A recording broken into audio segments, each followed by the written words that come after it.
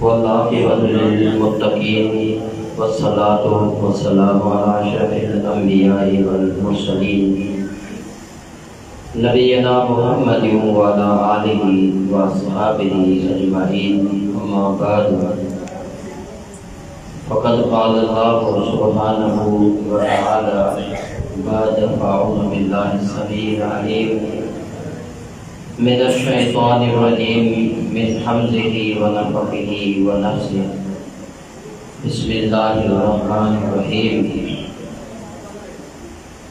وَأَنَّ الْمَسَاجِدَ لِلَّهِ فَلَا تَدْعُوا مَعَ اللَّهِ أَحَدًا رَبِّ اشْرَحْ لِي صَدْرِي وَيَسِّرْ لِي أَمْرِي وَاحْلُلْ عُقْدَةً مِّن لِّسَانِي يَفْقَهُوا قَوْلِي رَبِّ زِدْنِي عِلْمًا سبحانك لا علم لنا إلا ما علمتنا إنك أنت العليم الحكيم۔ قابل عزت واجب الاحترام معزز علماء کرام، سامعین حضرات، السلام علیکم ورحمۃ اللہ وبرکاتہ۔ رمضان المبارک کا مقدس اور بابرکت مہینہ بحمدہ تعالی ہماری زندگی میں آخری مراحل میں آ چکا ہے۔ اللہ کا گھر زیر تعمیر ہے، اسی میں ہم بیٹھے ہوئے ہیں۔ یقیناً یہ لمحات بڑے سعادت والے ہیں۔ میں سوچ رہا ہوں کہ جو عنوان مجھے دیا گیا ہے وہ انتہائی وسیع اور طویل ہے، اور جو وقت دیا گیا ہے وہ انتہائی قلیل ہے۔ میں عنوان تو بیان نہیں کر سکتا، لیکن تمہیداً چند نصیحتیں ہیں جو اپنے لیے بھی ہیں، آپ سب کے لیے ہیں۔ دنیا کے اندر یہ زمین کا وہ واحد ٹکڑا ہے جو اللہ کو بڑا محبوب ہے۔ احب البلاد الی اللہ مساجدها وابغض البلاد الی اللہ اسواقها۔ اللہ زمین کے جن ٹکڑوں سے محبت کرتا ہے وہ مساجد ہیں، اور اللہ زمین کے جن ٹکڑوں سے نفرت کرتا ہے وہ بازاریں ہیں۔ یہ ایک اہم نقطہ ہے جو میں آپ کے سامنے بیان کر رہا ہوں۔ سیدہ عائشہ صدیقہ رضی اللہ تعالیٰ عنہ بیان فرماتی ہے کہ رسول اکرم صلی اللہ علیہ وآلہ وسلم نے ہمیں حکم دیا، صحابہ کو ایک حکم نامہ جاری کیا، امر رسول اللہ صلی اللہ علیہ وسلم ببناء المساجد فی الدور ان تنظف وتطہر، کہ آپ چوکوں میں، چوراہوں میں مسجدیں تعمیر کرو۔ یہاں ایک بڑا علمی نقطہ ہے کہ جو ٹکڑے اللہ کو ناپسندیدہ ہیں ان کو پسندیدہ بناؤ، اور تم بھی اللہ کی پسندیدہ بن جاؤ، انہیں مطہر کرو خوشبو سے، اور ان کی صفائی بھی کرو۔ یہ مسجدیں زمین پر ایسی عظیم اللہ رب العالمین کی نعمتیں ہیں کہ جو ان کو تیار کراتا ہے، جو بناتا ہے، من بنا للہ مسجدا فی الارض بنا اللہ لہ بیتا فی الجنہ، جو زمین پر اللہ کا گھر تعمیر کرتا ہے، اللہ رب العالمین اسی کے لیے جنت میں محل تیار کراتا ہے۔ یہ کوئی معمولی بات نہیں ہے، یہاں تک کہ آپ صلی اللہ علیہ وسلم کی حدیث کے یہ الفاظ ہیں، ایک مبحث قطعہ، کہ وہ چڑیا کے گھونسلے جتنا گھر ہو۔ آپ دنیا میں دیکھ لیں، کہیں بھی ایسی مسجد آپ کو نہیں ملے گی جو چڑیا کے گھونسلے جتنی ہو، مگر اس سے کیا مراد کہ اسے میں آپ نے اخلاص نیت کے ساتھ ایک اینٹ لگا دی، اتنا آپ نے خرچہ کر لیا، تو بھی اللہ تعالیٰ غنی ہے، آپ کے لیے جنت میں اس سے بہتر گھر بنائے گا۔ اس سے بہتر کیسا ہوگا؟ یہاں تو آپ نے اینٹیں لگائی ہیں مٹی کی، وہاں ایک اینٹ سونے کی ہوگی اور دوسری اینٹ چاندی کی ہوگی اور مشک عنبر کا لیپ کیا ہوگا۔ ایسا گھر اللہ رب العالمین آپ کے لیے تیار کرائے گا۔ یہ مسجد کا مقام اور مسجد کا شان ہے۔ آج کے اس دور میں ہم دیکھ لیں کہ ہم نے اللہ کے گھروں سے کتنی زیادتی کی ہے۔ وہ مسجدیں تھی جو عدالتیں تھیں۔ آپ صلی اللہ علیہ وسلم کے دور میں مسجدوں میں عدالتیں لگا کرتی تھی، فیصلے مسجدوں میں ہوا کرتے تھے۔ جو فیصلہ اللہ کے گھر میں ہوا کرتا تھا تو عادل بھی ایسے تھے اور مجرم کو سزا بھی اسی انداز سے ملتی تھی، آئندہ وہ جرم کرنے کی جرات بھی نہ کرتا۔ آج ہم نے اس مسجد سے یہ عدالت کا سسٹم چھین کر الگ لے گئے تو آپ نے دیکھ لیا کہ مجرم آزاد ہے اور جو بیچارہ مظلوم ہے وہ اسی عدالتوں کے چکرے کاٹ رہا ہوتا ہے۔ یہ مسجد نے یہ حق ہم مسجد سے چھین گئے، یہ ظلم اور زیادتی ہو گئی تو ہم ہی پریشان ہوئے۔ آپ دیکھیں نکاح مسجدوں میں ہوا کرتے تھے، جب نکاح مسجد میں ہوتا تھا بے پناہ برکتیں آتی تھی۔ اللہ جو ان نکاحوں سے اولاد کی نعمتیں دیتا تھا وہ صالح اولاد ملتا تھا۔ آج آپ دیکھیں وہ نکاح جب کمیونٹی ہال میں آ گئے اور ان نکاحوں کے اندر رسم و رواج نے گھر کر لیا، آج جو اولاد پیدا ہو رہی ہے وہ ماں باپ کی نافرمان ہے اور وہ والدین پریشانی کی زندگی بسر کر رہے ہیں۔ یہ مسجدوں سے ہم نے زیادتی کر لی۔ یہ مسجدیں تھیں جن کے اندر بیت المال جمع کیا جاتا تھا، زکوٰۃ اور فطرات کے مراحل ان مساجد میں ہوتے تھے، مجاہدین کی تیاری ان مساجد میں ہوا کرتی تھی، جہاد کا سامان اس مسجد میں میسر تھا، ساری چیزیں ہم ان مسجدوں سے لے گئے۔ اب صرف نماز بھی باقی رہی، وہ نماز بھی آہستہ آہستہ اس مسجد سے جانے لگی اور آپ دیکھو گے کہ نمازی بھی اللہ ماشاءاللہ وہ مسجدیں کچی تھی اور نمازی پکے تھے، آج مسجدیں پکی ہیں اور نمازی کچے ہیں۔ رسول اللہ صلی اللہ علیہ وآلہ وسلم نے ان مساجد کو جنت کا باغیچہ قرار دیا ہے۔ یہ دنیا میں جنت کے باغیچے ہیں۔ آپ صلی اللہ علیہ وآلہ وسلم نے فرمایا، سیدنا ابو ہریرہ رضی اللہ عنہ فرماتے ہیں کہ آپ صلی اللہ علیہ وسلم نے فرمایا، اذا مررتم بریاض الجنہ فرتعوا، جب تمہارا گزر جنت کے باغیچے سے ہو تو پھر آپ چر لیا کریں۔ صحابہ پوچھتے ہیں ومن ریاض الجنہ، اللہ کے نبی صلی اللہ علیہ وسلم یہ ریاض الجنہ کیا ہے، کہاں ہے؟ آپ نے فرمایا المساجد، یہ مسجدیں جنت کا باغیچہ ہے۔ صحابہ نے پوچھا ومن رتعوا یا رسول اللہ، یہ چرنا کیا ہے؟ آپ نے فرمایا سبحان اللہ والحمد للہ واللا الہ الا اللہ واللہ اکبر، یہ کلمات ایسے ہیں یہ آپ وہاں چل رہے ہو، آپ کو وہاں خوراک مل رہی ہے۔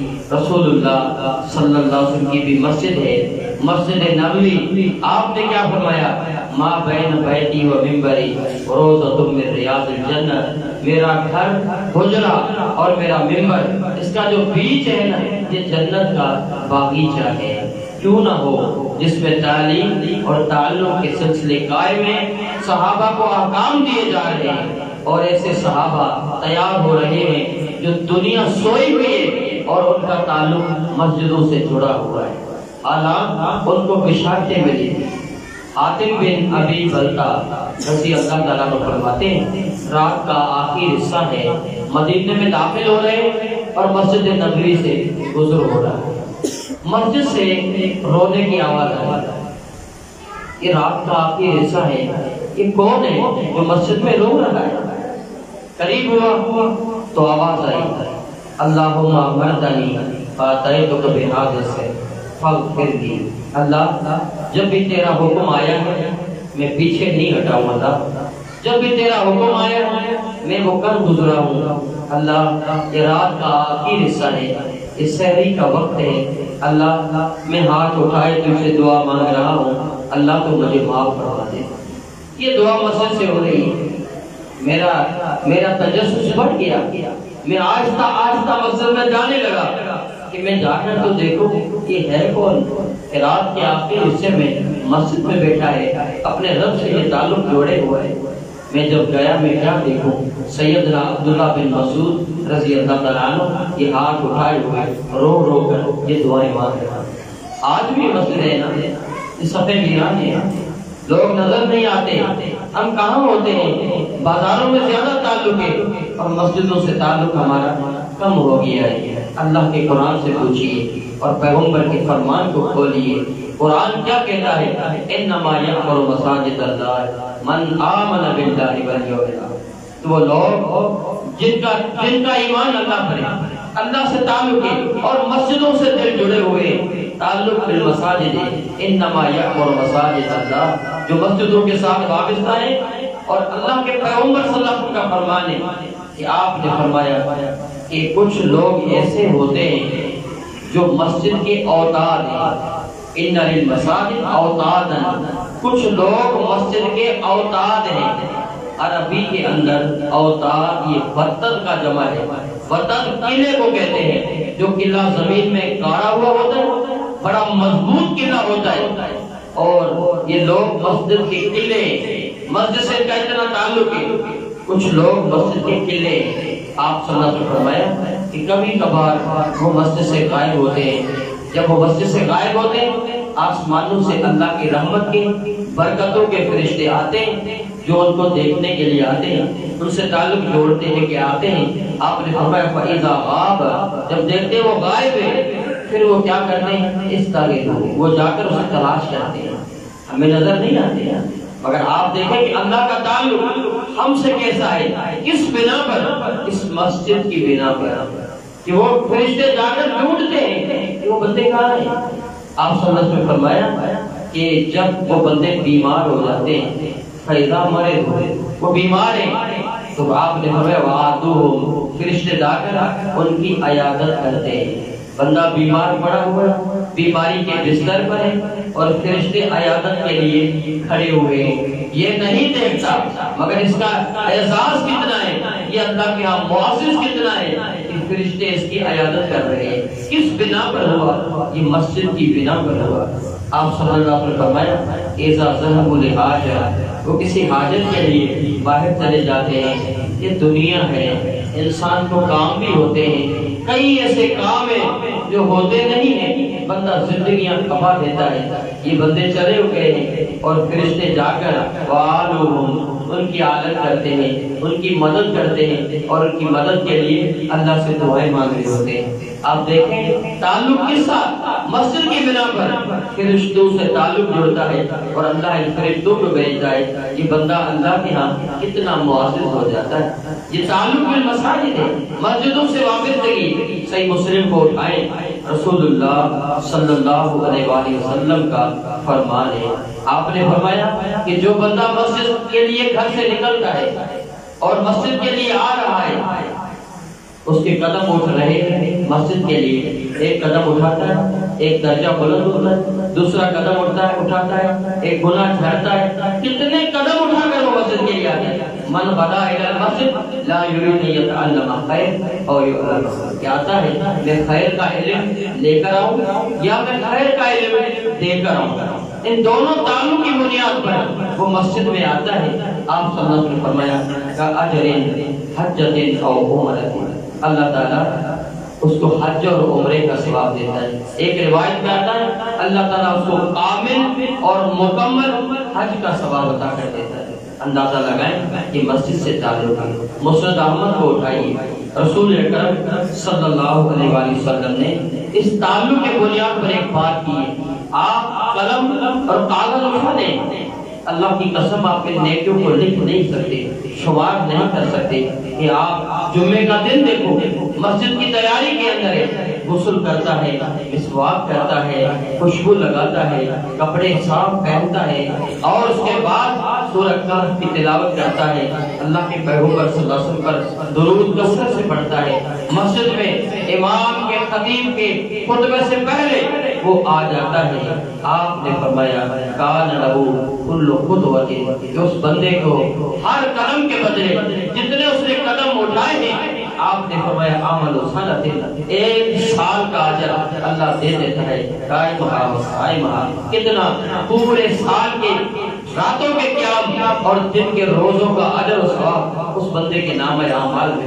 آ جاتا ہے۔ کس بنا پر؟ مسجد میں آنے کی بنا پر۔ رسول اللہ صلی اللہ علیہ وآلہ وسلم کا فرمان ہے اذا رأیتم الرجل یتعہد المسجد فاشہدوا لہ بالایمان، جس بندے کو آپ دیکھو کہ وہ مسجد میں لگا ہوا ہے، مسجد کی صفائی کر رہا ہے، مسجد میں وہ کچھ اینٹیں دے رہا ہے، مسجد کے ساتھ اس کا تعلق ہے، وہ اذانیں دے رہا ہوتا ہے، مسجد کے ساتھ واپس آئے، آپ صلی اللہ علیہ وسلم فرمایا کہ اس کے لیے تم ایمان کی گواہی دے دیا کرو کہ دنیا میں یہ شخص مومن ہے، اس کا تعلق اللہ کے گھروں سے ہے۔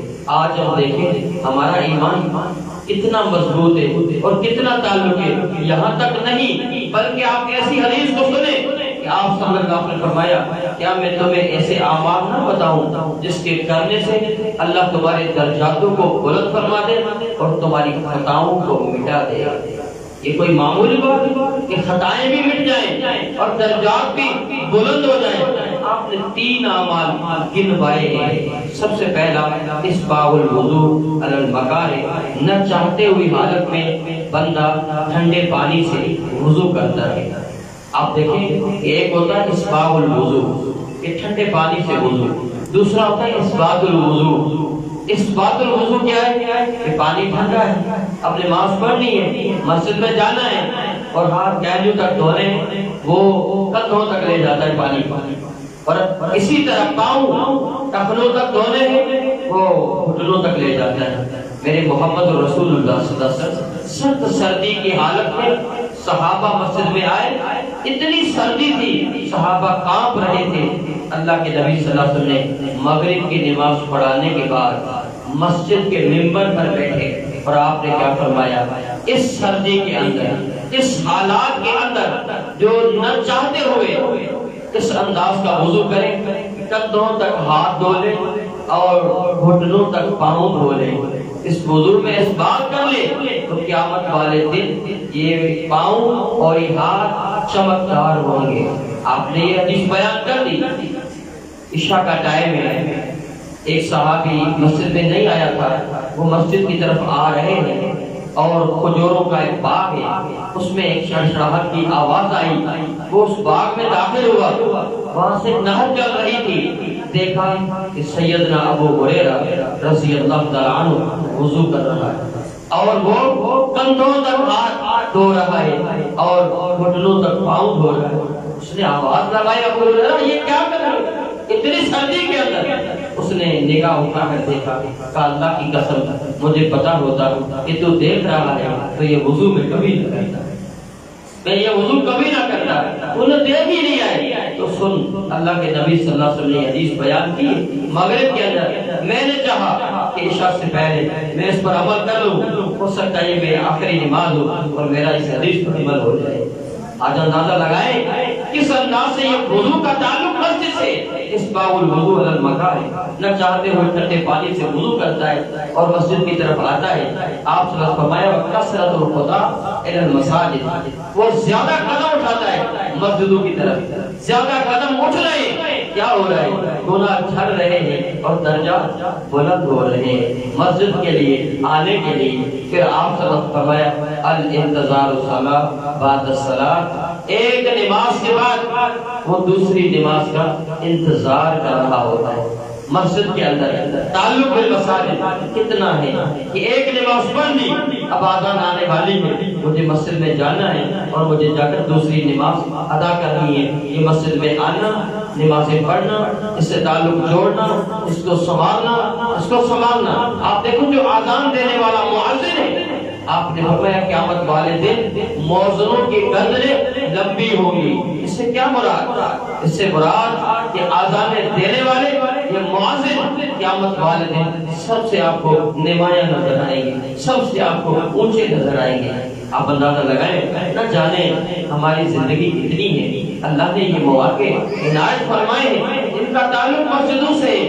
قیامت کا دن ہے، 7 قسم کے لوگ اللہ کے عرش کے سائے تلے ہیں۔ اس دن اللہ کے عرش کے سائے کے علاوہ کوئی سایہ نہیں ہوگا۔ ان میں سے ایک شخص وہ ہے جو الانتظار الصلاۃ بعد الصلاۃ، ایک نماز کے بعد دوسری نماز کا انتظار کرتا ہے، اور دوسرا شخص وہ ہے، آپ نے فرمایا رجل قلبہ معلقۃ بالمساجد، جن کے تعلق، جن کے دل مسجدوں کے ساتھ جڑے ہوئے ہوتے ہیں، لگے ہوئے ہوتے ہیں۔ ہمارا دل مسجد سے کیوں نہیں لگتا؟ بازاروں سے لگا ہوا ہے۔ مسجد سے لگتا تو اللہ کے محبوب بن جاتے۔ اگر زیادہ بازاروں سے لگا ہوا ہے تو بازاروں سے تو اللہ نفرتیں کرتا ہے۔ کیسے ہم کامیاب جاتے ہیں؟ صحابہ کو دیکھیں، آپ صلی اللہ علیہ وسلم کو کیا کہتے ہیں؟ ایاکم، آپ نے صحابہ کو کیا فرمایا کہ آپ چوکوں پر، چوراہوں پر نہ بیٹھا کرو۔ صحابہ حیران ہو گئے، اللہ کے نبی صلی اللہ علیہ وسلم ہمارے کاروبار ہیں، لین دین ہیں، لوگوں کے جانا ہے۔ آپ نے فرمایا پھر آپ ایسے کرو، ان چوکوں اور چوراہوں پر بیٹھنے کا حق ادا کرو۔ آپ آنکھوں کو جھکا کے رکھو اور تکلیف دہ چیزیں راستوں سے ہٹایا کرو اور سلام کو عام کیا کرو۔ آپ ان تینوں چیزوں کو دیکھو گے، یہ آپ کو کہاں ملے؟ آپ کو مسجد میں ملے۔ مسجد میں بندہ آتا ہے، ایمان کی کیفیت کیا ہوتی ہے؟ سلام عام ہوتا ہے، ہر آنے والا، ہر جانے والا سلام کرتا ہے۔ مسجد سے بندہ وابستہ ہوتا ہے، کوئی ایسی چیز مسجد میں آپ کو نظر آتی ہے، تکلیف دہ ہوتی ہے، اس کو اٹھاتے ہیں، باہر پھینک دیتے ہیں، نام اعمال میں اللہ اس نیکی کو بھی لکھ دیتا ہے۔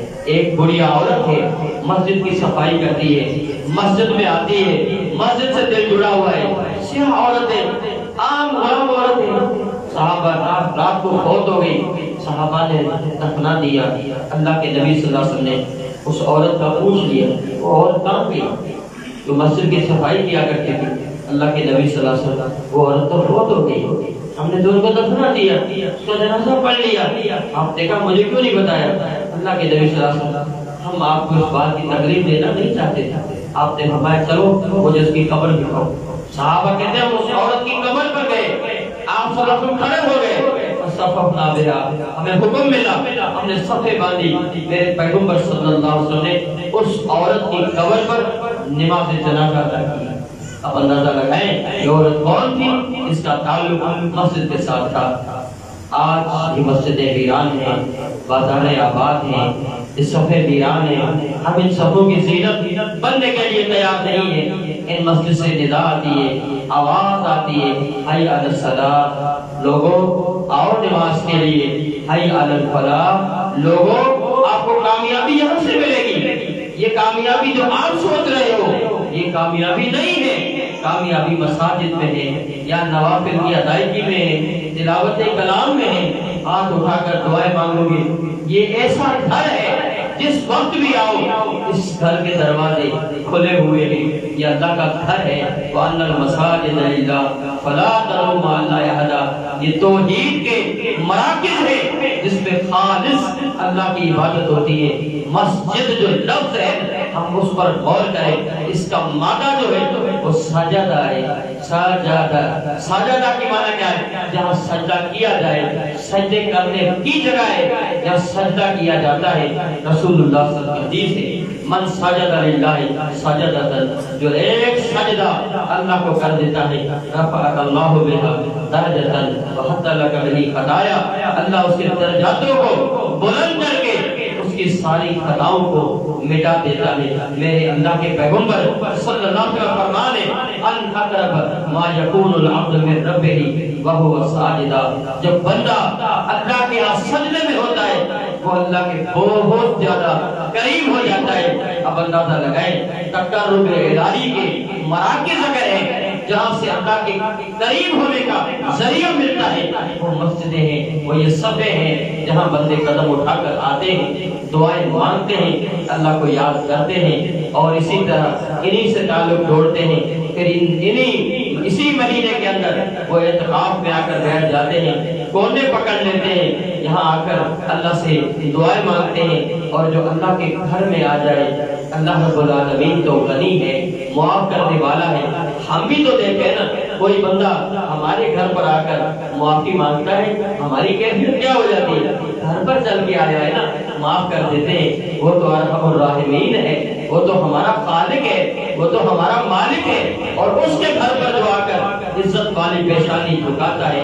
ومن احسن دینا ممن اسلم وجهه لله وهو محسن، اللہ کہتا ہے احسن اس کی پیشانی ہے جب وہ جھکاتا ہے، دنیا میں اس سے بڑا محسن میرا اور کوئی نہیں ہوتا ہے۔ آپ اندازہ لگائیں آج کیا حال ہو گئے، مسجد تو بنا دی، شب بھر میں ایمانی حرارت والوں نے، یہ من تو پرانا پاپی تھا برسوں سے نمازی بن نہ سکا، تو ہم ان مسجدوں کی زینت بنے، اس مسجد سے تعلق جوڑیں۔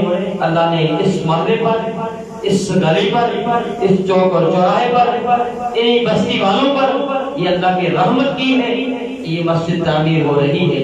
اس میں آپ دل لگائیں، اس میں آپ اینٹیں لگائیں، سیمنٹ لگائیں، آپ اسی پر آئیں، محنت کریں۔ اللہ نے موقع دیا ہے کہ اللہ جنت میں محل تیار کرا دے گا، معمولی بات نہیں ہے، معمولی بات نہیں ہے۔ لا یسأل بوجہ اللہ الا الجنہ، میرے رب سے کیا سوال کرتے ہو؟